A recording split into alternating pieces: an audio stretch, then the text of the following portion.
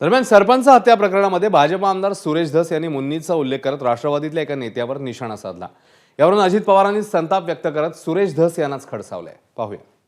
मुन्नी जे आहे, मी फक्त मुन्नीच्या बाबतीत एकच सांगतो की मुन्नी ही महिला भगिनी वगैरे नाही, ही राष्ट्रवादीतली मुन्नी ही पुरुष आहे आणि मी जे बोललोय त्या मुन्नीला 100% कळालेलं आहे, फक्त ती बाहेर आलेली नाही।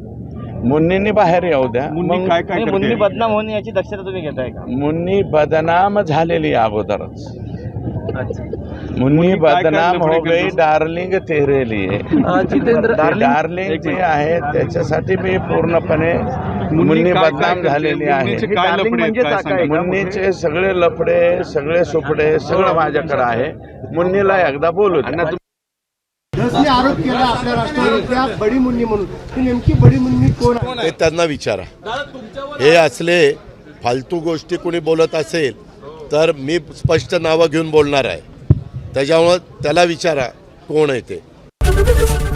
एबीपी माझा, उघडा डोळे बघा नीट।